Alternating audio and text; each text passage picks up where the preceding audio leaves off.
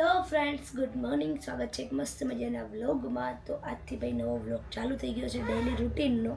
પણ daily routine જાજો time નથી, તમે તારે વેઇટ કરો, કેમ કે હજી મેરેજ સિઝન ચાલુ જ છે. અને મારા અવાજ ઉપરથી તમને એવું લાગતું હશે કે મેં બહુ લાડવા ખાધા છે, બહુ બૂમો પાડી છે. તો ભાઈ હા, થોડુંક એ પણ છે, થોડુંક ખાધું છે, થોડુંક પાણી પીધેલું છે, થોડુંક કંઈ બૂમો પાડેલી છે, ઉજાગરા કરેલા છે, સાથે સાથે જે ઓલી બોટલોના ટીકડીવાળું જે પાણી આવે છે ગોળીવાળું એ પણ પીધેલું છે. આવું બધું જ ભેગું થાય છે એટલે મારો અવાજ વયો ગયો છે. જોકે આજે થોડુંક સારો છે, કેમ કે 2 દિવસથી તો હું બિલકુલ બોલી શકતી નથી, કેમ કે મારા માસીની છોકરીના લગ્ન હતા અને તે દિવસથી બપોર પછીથી મારો અવાજ સાવ બેસી ગયો હતો. બીજે દિવસે સુધી, મતલબ કે શનિ રવિ 2 દિવસ બિલકુલ નથી બોલી શકતી. તો કોઈ વિડીયો નથી લીધો. હવે કેવી રીતે વિડીયો લઉં, બોલી જ નથી શકતી, મારો અવાજ નહોતો નીકળતો. એટલે આજે મને થોડોક ફેર છે, મને મારો અવાજ નીકળે છે એટલે તમારી સાથે વાત કરી શકું.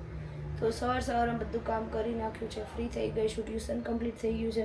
અને આજે ભાઈ 8 દિવસે મેં રૂમ સાફ કર્યો અને મારો રૂમ જોવો હવે ચકાચક થઈ ગયો છે. 8 દિવસે રૂમ સાફ થયો છે. કેટલા દિવસે? 8. અને અહીંયા હજી તો જો કે ચેન્જ કર્યું છે એટલે નાઇટ ડ્રેસ ને એવું બધું પડ્યું છે. આ બેગ ભરીને કપડાં મૂક્યા છે. અને અહીંયા છે ને મેં ગાડલું પાથર્યું હતું, ગાડલા ઉપર બધી વસ્તુ એમને પડી હતી, કટલેરી બધી એમને પડી હતી. અને જો કે હજી આ ખાનું તો સાફ કરવાનું બાકી છે, પણ મેં કીધું જે એક મેરેજ છે, એક શ્રીમત છે મારે બેનનું, તે બધું કમ્પ્લીટ થાય પછી આપણે સાફ સફાઈ કરશું અને એકદમ ડીપ ક્લીન કરી નાખશું ત્યારે બધું કમ્પ્લીટ થાય પછી. પણ અત્યારે તો જે ક્લીન ઉપરથી કરવાનું હતું એ બધું તો મેં કરી દીધું છે. બધી આ ફોટો ફ્રેમ છે સાફ કરી છે, પંખો થોડુંક સાફ કરી નાખ્યો છે, નીચે બધું સાફ કરી નાખ્યું છે, ફ્લોરિંગ એ સાફ કર્યું છે. ખાસ કરીને ધવલ આજ નથી, કંપનીએ ગયા છે એટલા માટે એનું આખું ટેબલ છે બધું કમ્પ્યુટરને એ સાફ કરી દીધું, ટીવી સાફ કર્યું છે. અને હવે ડીપ ક્લીનમાં છે ને મારે માળિયું પણ સાફ કરવાનું છે, પણ હવે બધું પતી જાય પછી. અને આ જો ઠેલો ભરીને આમાં ચણિયા ચોળી, સાડી, ડ્રેસ બધું જ આમાં છે, જે આપણે વેકેશનમાં ધોવાનું છે, મતલબ કે થોડાક ફ્રી આમાંથી થઈ જઈએ પછી. એટલે અત્યારે હજી આપણે 2-3 સાડી, એક સાડી જોશે, એક ચણિયાચોળી જોશે, એ આપણે અહીંયા મમ્મીએ મૂકી દીધી છે. અને કટલેરીના બોક્સ બહાર છે. અને આની અંદર એ જો હજી કાલે રાતે મેં આ કબાટ સરખો કર્યો એટલે સરખો લાગશે. પર્સના ઢગલા થઈ ગયા છે મારી પાસે. સાથે સાથે નીચેના ખાના બતાવું તો જો આની અંદર કટલેરી બોક્સ પડ્યા છે, તો એ બોક્સે મેં કાલે સરખું કર્યું છે.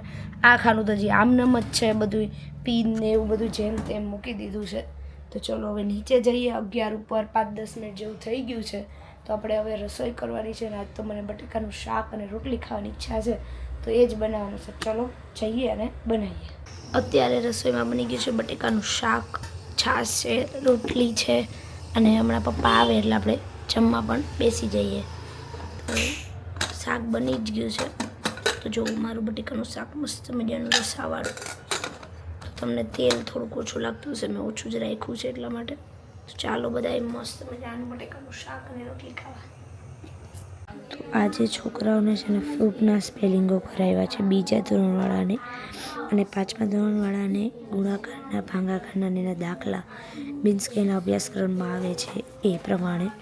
આ લોકોને અભ્યાસક્રમમાં ઉચ્ચાર જ આવે છે, પણ 5-6 સ્પેલિંગ જ હોય છે, એટલા માટે આપણે એના સ્પેલિંગો પણ જોડે જોડે કરાવીએ તો વધારે સારું પડે. આ લોકોને સ્પેલિંગ અને આ લોકોને દાખલા કરાવે છે. તો અત્યારે અમે લોકો થઈ ગયા છીએ ફરી એક વખત તૈયાર, કેમ કે જો હેર સ્ટ્રેટ કરી દીધા છે અને ઠેલા પણ ભરાઈ ગયા છે, કેમ કે વેજલપુર જવાનું છે લગ્નમાં, મમ્મીના મામાના ઘરે, અને મારે ફઈ થાય.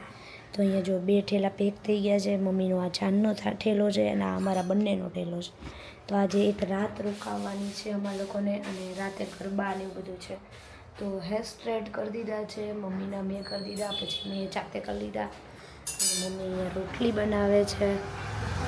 જમીન ફ્રી થઈને એટલે થોડું ઘણી વસ્તુ આપણે બધી બહાર કાઢી રાખી હતી કટલેરીની, અને આ પાકીટમાં થોડુંક વધારે જ થઈ જાય છે, જેની અંદર આપણે કેમેરો, મોબાઈલ ને બધું મૂકવાનું હોય. એટલે તો આમાંથી થોડીક વસ્તુ કાઢીને મને આઈડિયા એવો આવ્યો કે આવી કોથળી પડી છે ને કોથળી નાખીને આપણે જે બેગ તૈયાર કરી છે ને બેગમાં, ખાનામાં મૂકી દઈએ. આમાં ઓવરફ્લો થઈ જાય એના કરતાં બેટર છે કે એમાં રાખી દઈએ. થોડી ઘણી વસ્તુ આમાં રાખશું. અચ્છા, લેતું આવવાનું છે એટલે બધી વસ્તુ. તો અત્યારે આ કામ કરવાનું છે પહેલાં. આમાં થોડી ઘણી વસ્તુ રહેવા દેશું. આવી બધી મોટી મોટી વસ્તુ છે ને બેગમાં મૂકી દેવાની છે. અત્યારે અમે બધા પહોંચી ગયા છીએ વેજલપુર મામાના ઘરે, મમ્મીના મામાના ઘરે અને મારા ફઈના ઘરે લગ્ન કરવા માટે. અને અત્યારે આવીને બધા જો સ્પેશિયલ આ કબાટ મહેમાન માટે જે લોકોએ બનાવ્યો છે તેમાં ઠેલા બધા એના ગોઠવી દીધા અને હવે બધા તૈયાર થઈએ છીએ. તો જો બધા તૈયાર થઈને હવે નીચે જઈએ. અત્યારે સાંજી છે, ચાલો નીચે જઈએ.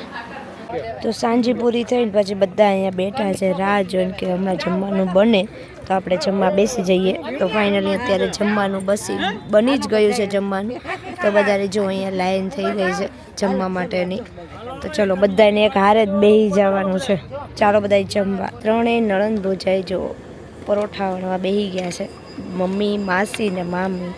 અને અહીંયા મામા જો કટ કરે છે, સામે પરોઠા તળાય છે અને અહીંયા કાકા નિરીક્ષણ. તો જમવામાં અત્યારે છે સેવ ટમેટાનું શાક, પૂરી અને મરચાં, છાશ. તો બધા જો જમવા એક સાથે જ બેસી ગયા છે, બધા અલગ અલગ કરસ. બધા સારું બનાવે છે કે નહીં એમ, કામ હરખું કરે છે કે નહીં એમ. કામ હરખું જ કરે હો, જેવું તેવું નો કામ હોય.